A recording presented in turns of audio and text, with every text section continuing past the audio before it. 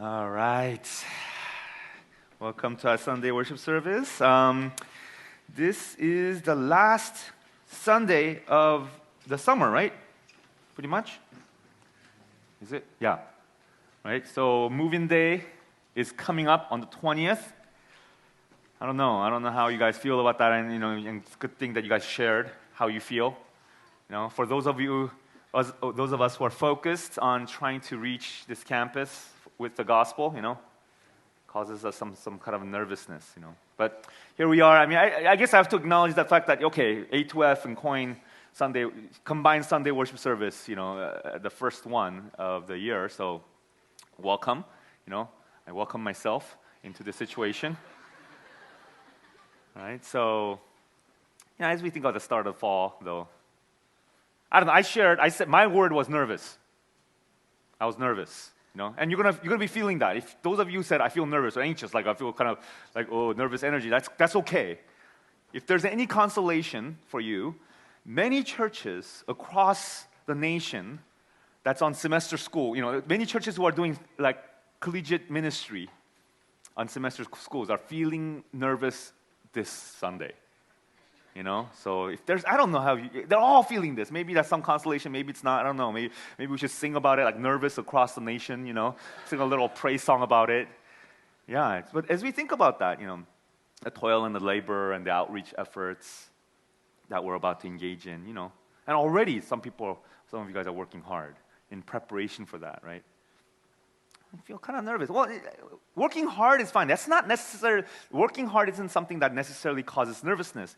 But when we feel nervous, at the core of that fear is the question, will our efforts pay off? What if all this work doesn't result in anything? That's sort of the nervousness, right? Because we hear the harvest is plentiful, but the laborers are few. And in a way, it's true. That's true on a larger level. When we go on church plants, when we work hard, and over the years, man, people do respond, right? Souls are being saved. But on an individual, local level, actually sometimes doesn't feel that way. I mean, if every time we reached out to someone, and person responds like, hey, give them like a flyer, like, hey, and they go, what is this? Oh, it's a New Student Welcome Night. We're going to talk about God. God, that's what I've been thinking about. I've been wondering about God and the meaning of life. And you say, wow, like,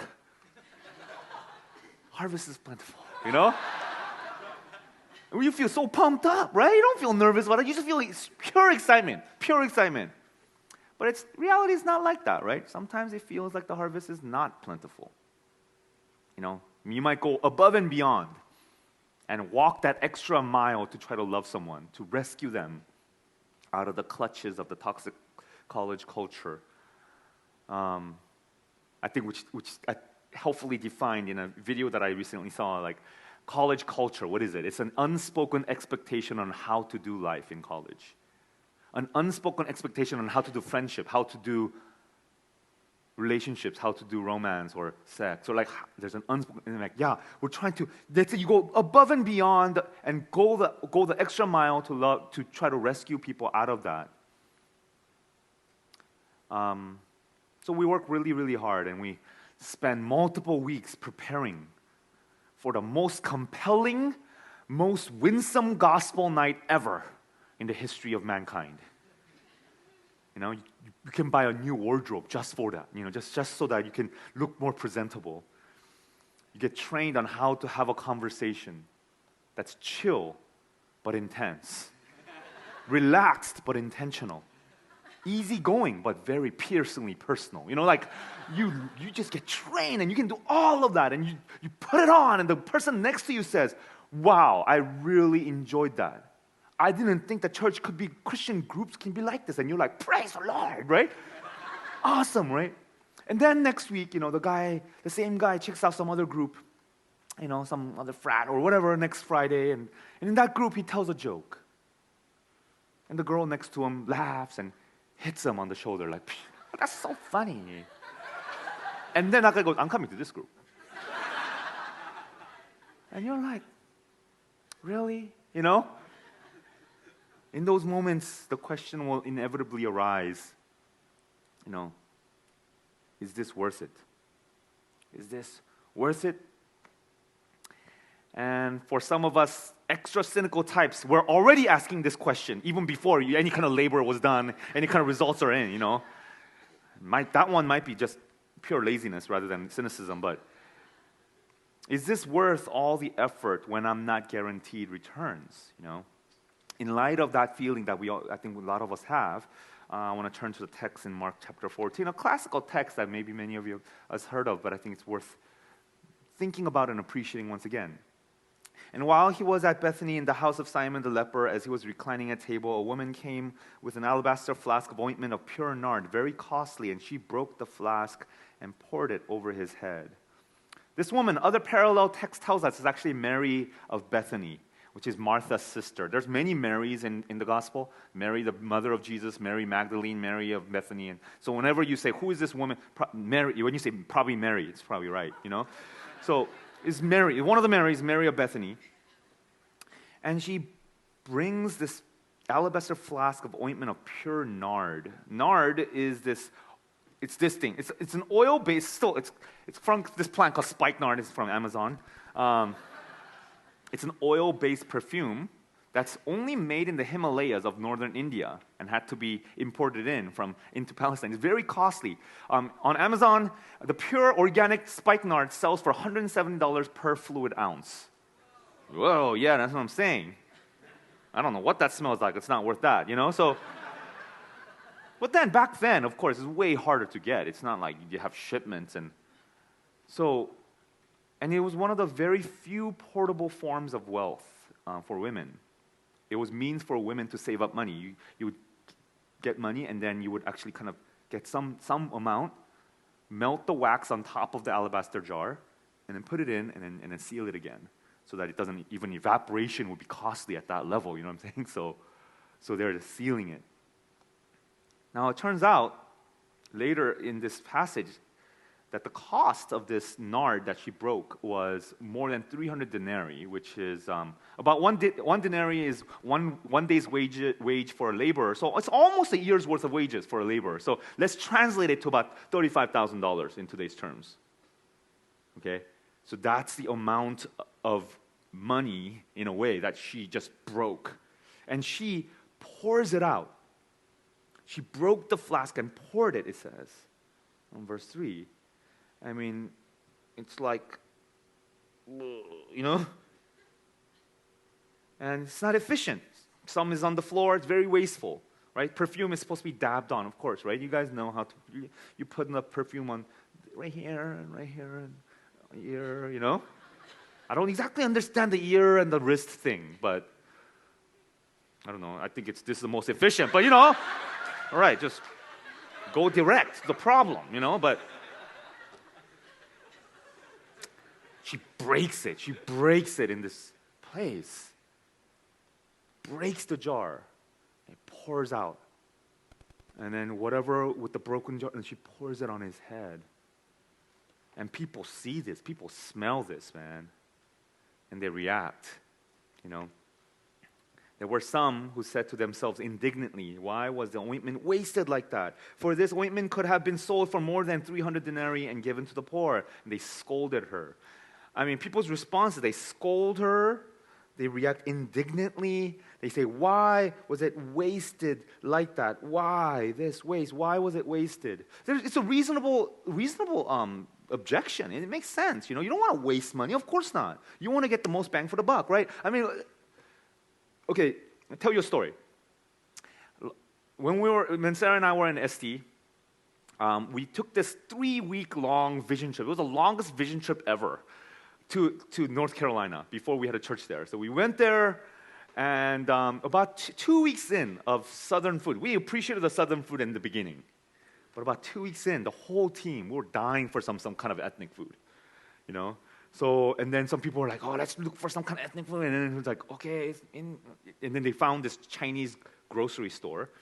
And then we all went there excitedly. And then there were these ramen packages. We were hungering for ramen, And so there's ramen. And those individual packages. Sarah was like she couldn't find the box, so then she just started loading the cart with these individual packages. And then there's this, it was like $2 per package or something like that. And this man who works at the store looks at that. He's looking at, and he had that apron thing on, you know what I'm saying? And he's like, "What are you doing?"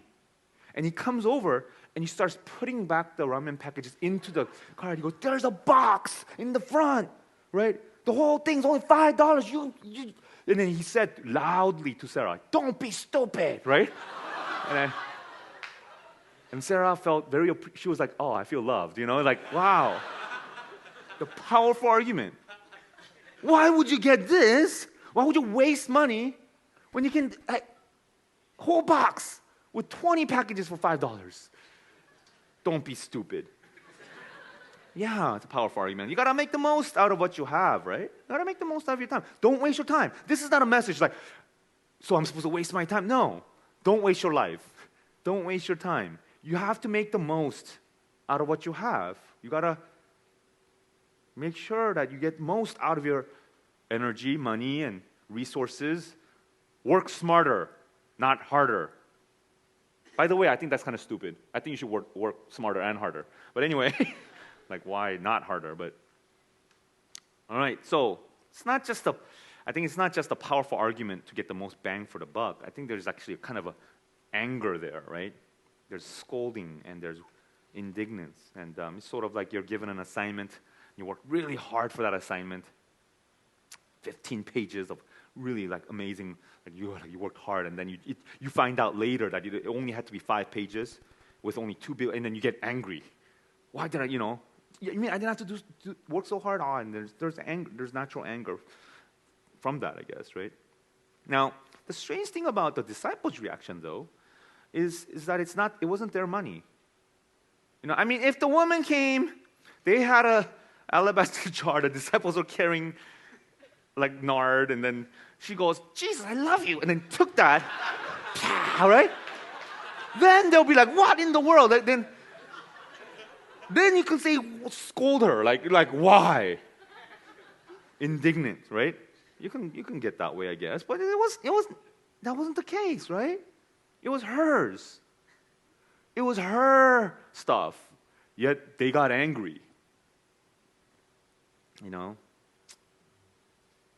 Well, the anger is justified, though. They try to justify that anger. They go, "Well, look, think about it. Like, this ointment could have been sold for more than 300 denarii and given to the poor," right? So there's this kind of good cause that they talk about here. But you know what? Also, from the parallel text in Gospel of John tells us that the main person who said this was actually Judas.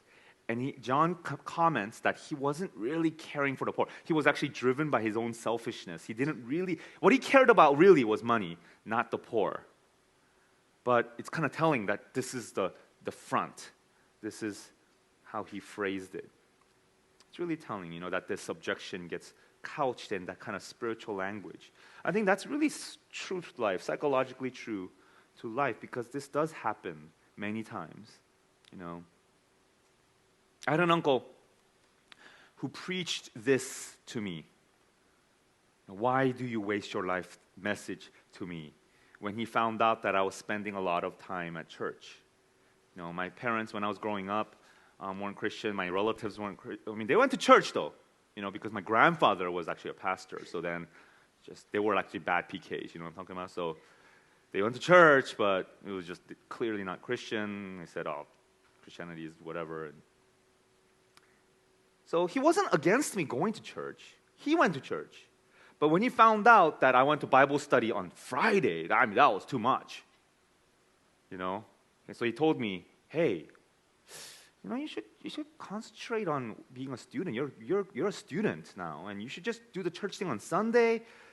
But it's because you're a student, it's time for you to prepare for your future. And after establishing your career, after getting married, and after settling down with a family, and yet things are settled, then you know what? You can really fully give yourself to serving God, because serving God is important."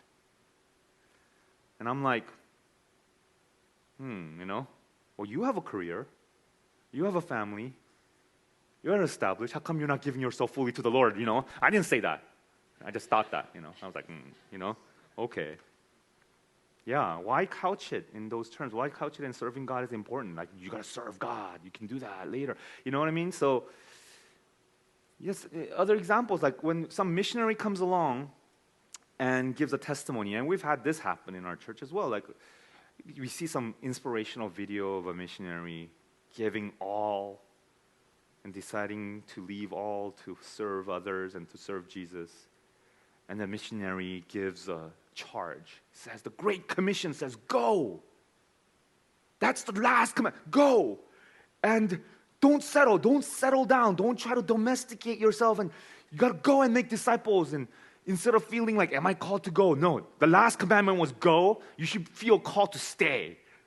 Then you should stay. But otherwise, default is go. And it's like, we're like, man, challenged, right? Hear something like that. And there's always people, not always, but many times there's people that get slightly hostile, get kind of indignant, and say, well, you know what? If every Christian obeys that and goes off to the mission field, then there won't be any support structure to support them. What about the financial support that needs to support? And we need to do that.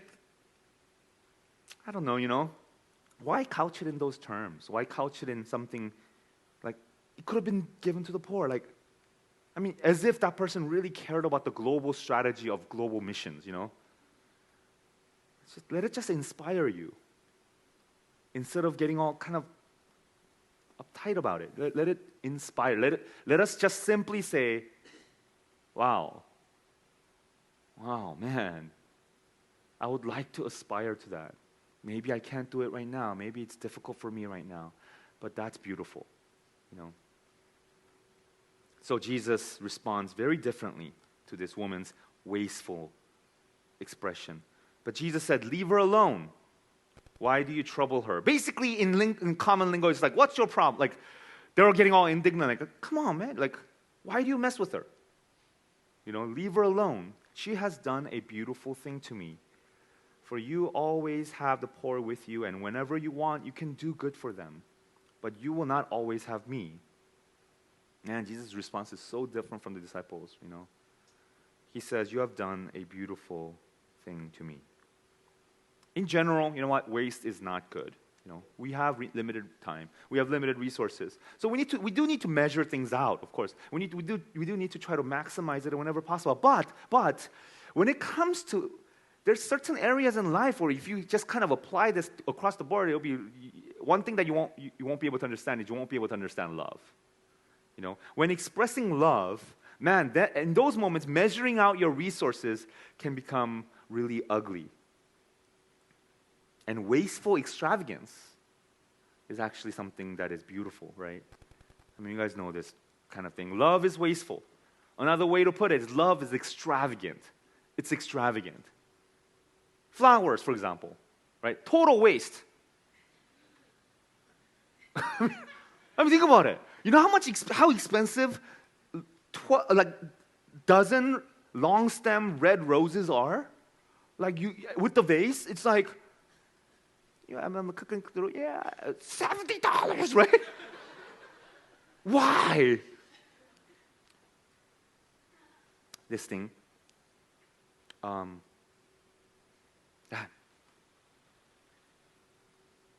It's a plastic one from Amazon. Only $12, guys. And it lasts for decades. It lasts forever.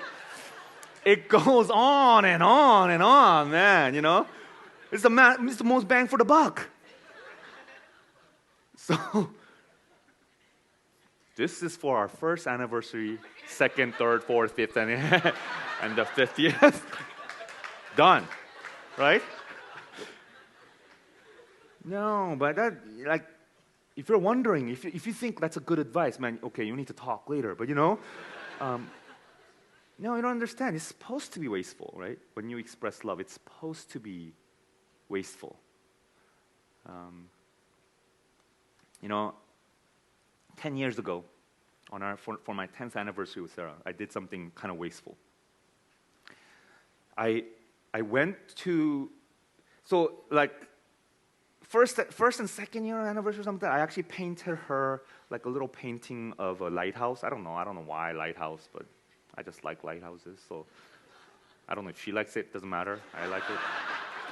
So I painted a lighthouse with a verse, something like that. So for the 10th, I said, okay, I'm going to do that lighthouse theme again. I'm going to do a theme of being the light of the world, whatever, you know. So then this time, though, I got a piece of wood, and I got a soldering iron, and I burned the lighthouse drawing. And this is before the whole wood burning thing was a thing, man. I was like hipster before hipster, you know, just like I burned that thing, and then like the smoke was, and I was like, I was getting cancer, like, you know, and I just burned that whole painting onto this piece of wood that I actually tried to get from the location where I proposed, you know, but then I got bitten by way too many bugs. I mean, that was bad. It was like in the LBL area with it was bad. So then I was like, I just got I bought it, and then so I burned it. Okay. She didn't even know that it was burned. You know, I was like, hey, I burned that. She goes, what? I burned that. I burned it. She goes, why? I didn't know how to answer that. Why this waste?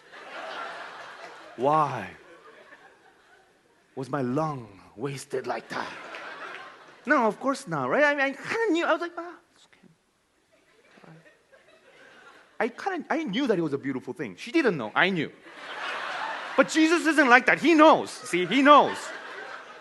He knows it's a beautiful thing. And he says, that's a beautiful thing. I see that, you know.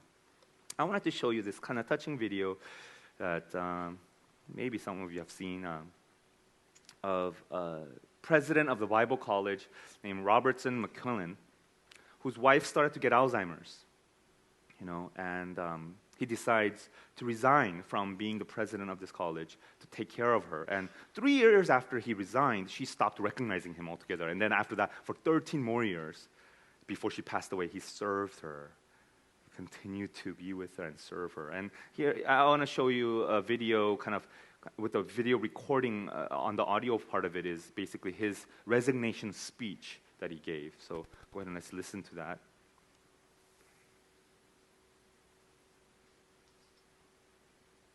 I haven't in my life experienced easy decision-making on major decisions, but one of the simplest and clearest decisions I've had to make is this one, because circumstances dictated it. Muriel, now, in the last couple of months, seems to be almost happy when with me, and almost never happy when not with me. In fact, she seems to feel trapped, becomes very fearful, sometimes almost terror, and when she can't get to me, there can be anger. She's in distress. But when I'm with her, she's happy and contented. And so I must be with her at all times. And you see, it's not only that I promised in sickness and in health, till death do us part. And I'm a man of my word. But as I have said, I don't know with this group, but I have said publicly, it's the only fair thing. She sacrificed for me for 40 years to make my life possible. So, if I cared for her for 40 years, I'd still be in debt. However, there's much more. It's not that I have to, it's that I get to.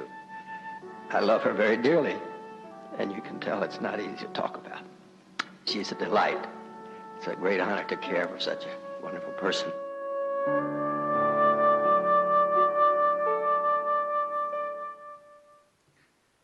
Yeah, it's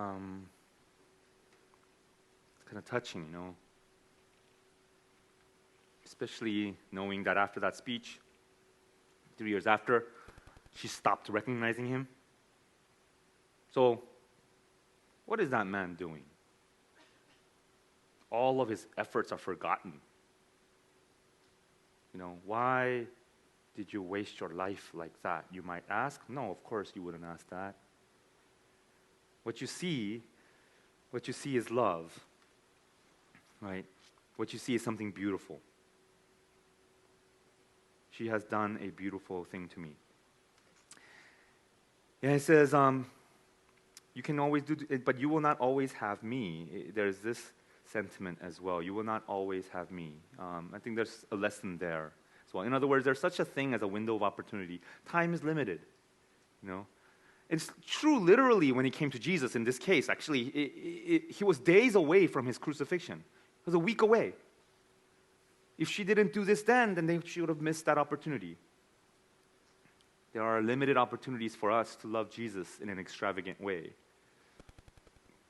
You know, when we say that there's a window of opportunity to love in an extravagant way, you know, that what the implication is that there's this kind of comforting realism that you can't do this all the time, you know? Actually, that's an implication, right? I can't burn drawings for Sarah every day. She can't break alabaster jar like every day, like every 2 drops, and like pour, like, you know. But then when the opportunity comes, then we should take it, right? So as we approach the fall welcome week season, instead of getting nervous and saying, "Oh my gosh, oh my gosh, oh my gosh," let's recognize that this is one of those window of opportunity. That it's an opportunity. The comforting realism is that we can't go at this pace all the time. So don't like extrapolate and catastrophize and say, this is the rest of my life. No. This is an opportunity. You can't, right? You can do this for a short window of time, a short window of opportunity, as Mary. And Mary did that. Right? She's done that. Verse 8 says, she has done what she could. She has anointed my body beforehand for burial, right?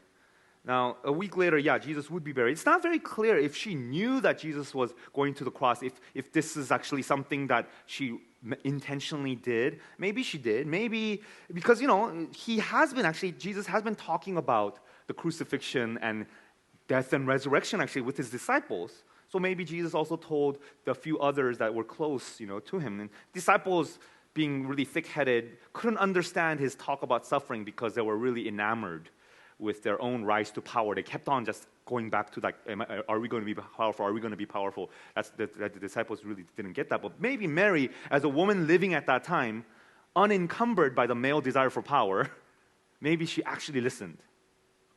She actually heard Jesus. Disciples are like, what is he talking about? Oh, power.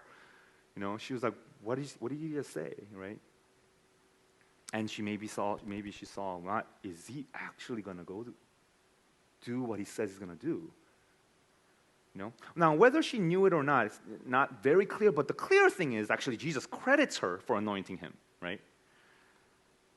But, you know, again, so she goes, okay, she has anointed my body beforehand for burial.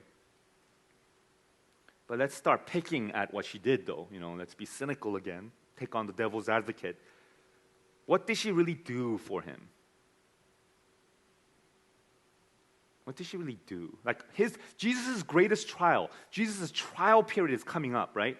Which is betrayal, beatings, crucifixion. All of this anointing with this nice smelling oil, will that help him through any of these? You know, in the midst of the crucifixion, will he go, at least I smell nice? Like, is that what's going to happen? No, right? Does it help? Does what she did help with any of that? No. So what's the use? That's, again, right? Effectiveness is not the point. Expression of love, it doesn't count, like, does this do anything for this person? Like, Robertson McQuillan, wife forgets. Day after, she goes, who is this? Does it all over again. It's not the effectiveness, right? That's not the point. She has done what she could, he says. Oops. She has done what she could. You know. Now that's, you know, he counts that. He's saying that's whatever help or whatever. It's not about that. It's about the fact that you've done what you could.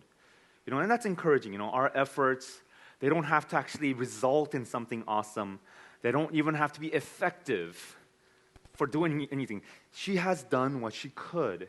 And we can therefore do what we can. That's what God desires from us, is that we do what we can. And Jesus says that's beautiful. That's beautiful. So going back to the original question, is it worth it? Is it worth it? You know what? I don't know. I don't know, right? I don't know what you'll get out of that. I don't know if it will result in anything. I don't know what the result will be.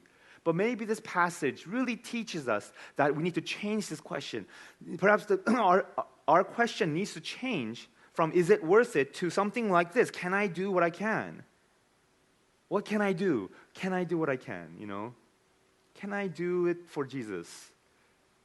And that's what loving Jesus looks like. So as Jesus finishes up his exhortation to the disciples, in verse 9, it says, "And truly I say to you, wherever the gospel is proclaimed in the whole world, what she has done will be told in memory of her." It's not literally the case. Wherever the gospel is proclaimed, this story isn't told.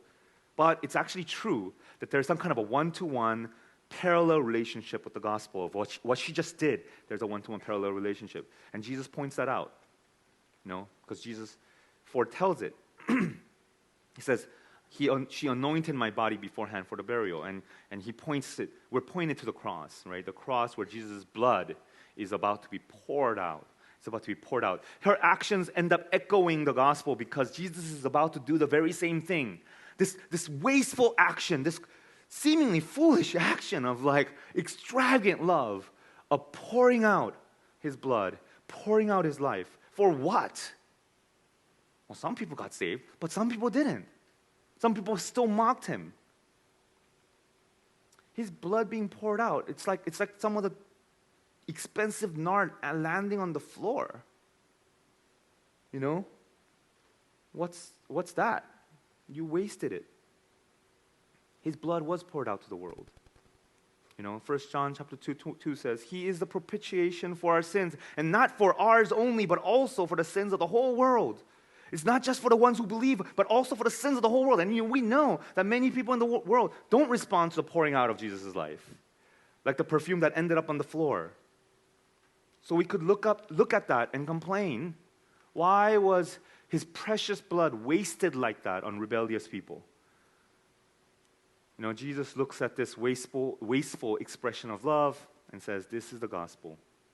And that's what I'm about to do. That's what Jesus has done for us. He has done that for us. He has loved us extravagantly and wastefully. And in that wasteful extravagance of God, in that almost foolishness, did he get most bang for the buck here? I guess I can ask that question. He purchased you. He purchased me with his blood. Did he get the most bang for the buck? Did he get a good deal? Got a raw deal, man. That was a raw deal. But in that raw deal that he got, we find our salvation, right? So our response should be to love God who has loved us in this way, to love Jesus back in this to pour out our lives. We ought to live our lives in such a way that when others look at it, they say, "Why did you waste your life that way?" Man, that would be actually a testimony. When the watching world says, "Why are you wasting your life that way?" Yeah. Then I think we're doing something right. I'm not saying just go for some total wasteful, random waste so that people just go, why are you doing that, Make something and then throw it down, I'm not talking about that. But if we live our lives in this kind of love, some people will ask that question. That's okay. When people taking time off, taking PTO to do what? To help out with New Student Welcome Night. Even people who are not in the college department, people taking time, why? Why this waste? You're taking a pay cut to go to a church plant where? Why this waste? People who are working hard for the church, what are you doing on Friday night? You have a college degree. You have money to spend, and you're cooking meatballs? For who? For college students? Why this waste? A lot of your leaders, maybe parents might be asking, to your leader, why are you spending time with college students? What are you doing? Christian students, after a long day of class, during the fall, and you come home, you're tired, and you're going to cook to host some freshmen. You're going to cook some dinner. Why? Well, to try to love the incoming students, trying to rescue them from the forces of this campus, to tell them you have a heavenly Father who loves you, who forgives you. But the freshmen don't know, right? They don't know that. And they don't come, so they don't eat the dinner. The dinner does not get eaten. And they might even think that you're being sinister. Why are you inviting me? What do you mean? Why am I inviting you, man? I want to get to know you, and like, you're part of the church. Like, I don't know, questionable. Like, what? So a lot of that dinner got poured onto the ground. Like, it didn't even land on anyone. It didn't land.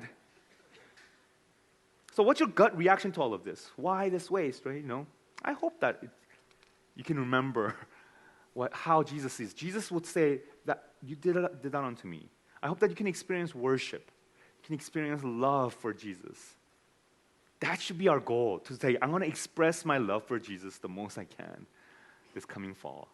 That is the perfect, when things don't land, if things don't work out, actually that becomes the perfect chance for you to say, that one was for you, Jesus, because I know it didn't land, there's no effect on that one. So that one is purely for you, Jesus.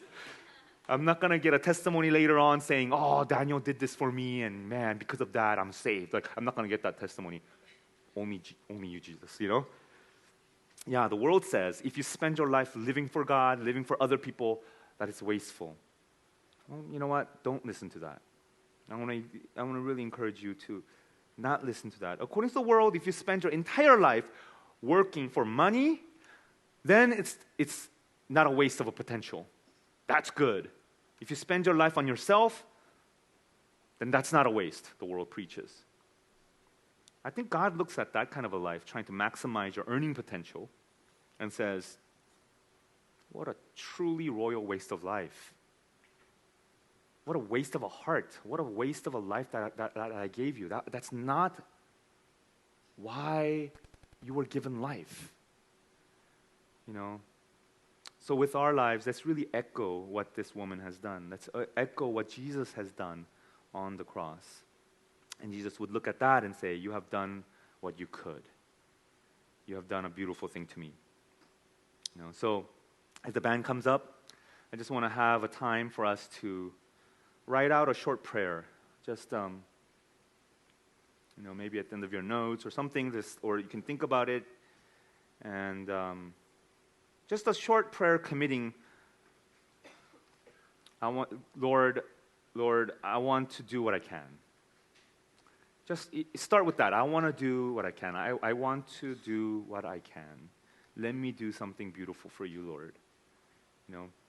And as you write that prayer, as you think about that and reflect on that, then there's going to be a panel of people that I think Stephen is going to introduce who will briefly share testimonies of how they did what they could in order to love Jesus. So let's go ahead and have that time of writing out that prayer right now.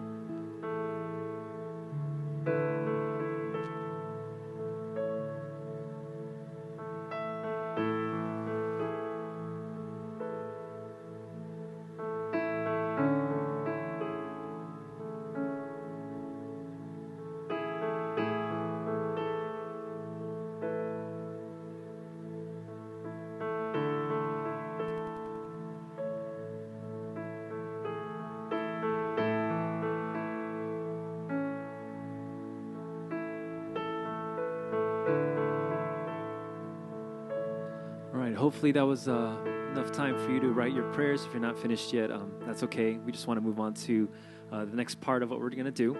And we wanted to do something a little different before we close our service with a song. Like Pastor Daniel said, we're going to have some people come up and share their experience, their testimony of what they did, of the things that they did what they could as a way of pouring themselves out for Jesus. And I hope that as we hear their stories, as Pastor Daniel said, we would be able to be inspired by it.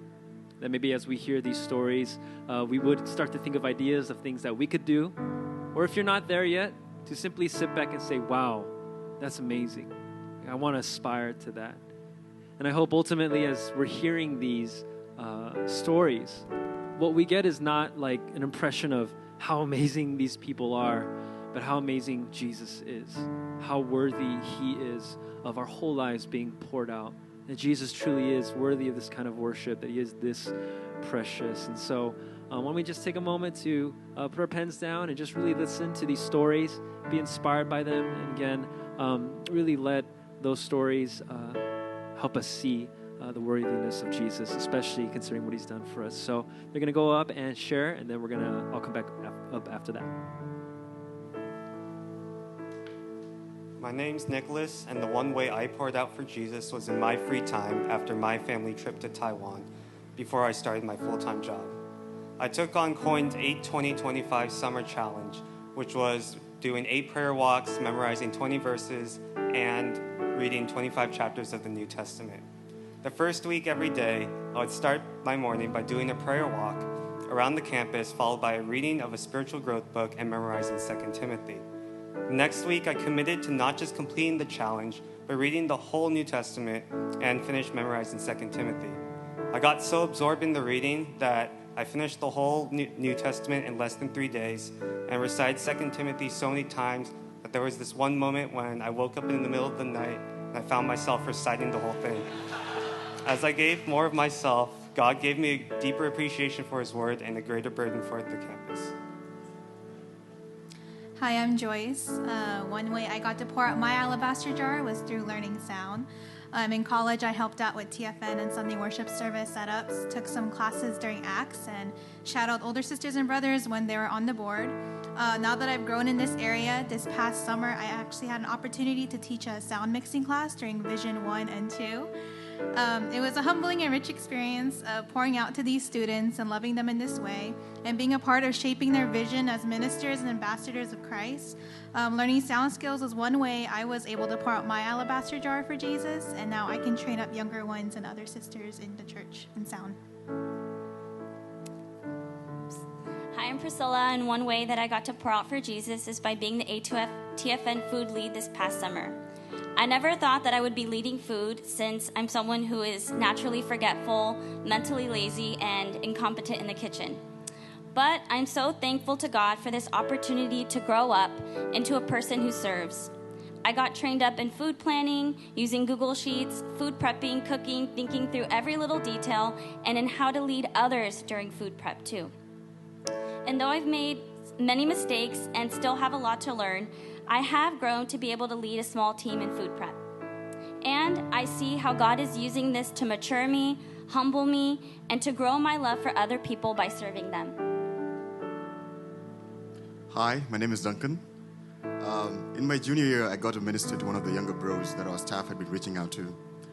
Initially, I was reluctant to be the one to love on the student. I was out of my comfort zone and I did not want to be stretched by the responsibility of sharing the gospel with him. But I was challenged to love on this one person and be a brother to him. And thankfully, this brother made a salvation decision and it is here. But there have also been times, in fact many more, when I have loved on people and they've ended up not coming out or not making a decision. This, however, is how I poured out my alabaster jar for Jesus. Hi, I'm Emily, and one way I experienced pouring out my alabaster jar was when I was deciding my future in senior year. By the end of fall semester, I was pretty set on going to grad school through the 5-year IUR program. I saw grad school as my alabaster jar that would secure my future. But when the opportunity to be a church plant intern was presented to me, I prayed about it and felt my grip towards my future loosen. In life, there were endless opportunities to advance my career, but the opportunity to be a CPI only came once. So instead of clenching onto my plans tightly, I took a step of faith and trusted God. I gave up grad school to be a CPI, putting my career plans on hold. And when I came back a year later, it was true that my life didn't end when I gave up grad school. God blessed me with a job, and now my life is punctuated not by moments when I got ahead in my career, but by moments of joy that comes in investing in eternal souls. Hey everyone, I'm David, and I got to experience pouring out my alabaster jar when I got the opportunity to help start our Seattle church and most recently start our Chicago church. I gave all I had to offer to be used up for Jesus' name during my time at the two churches, my time, energies, and resources and efforts. During a time when people my age are investing in career, marriage, personal agendas, etc. I, along with my friends, went together and poured out to college students. And much like the woman with the alabaster jar, I received much more. New relationships, students coming to know God, and seeing the work that goes behind building up a church. And I'm thankful for the privilege to pour myself out in this way for God's kingdom.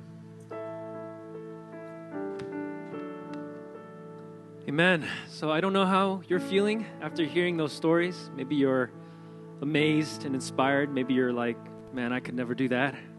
But I hope one thing you can say is to share in Jesus' heart and to say, that's a beautiful thing. That is a beautiful thing.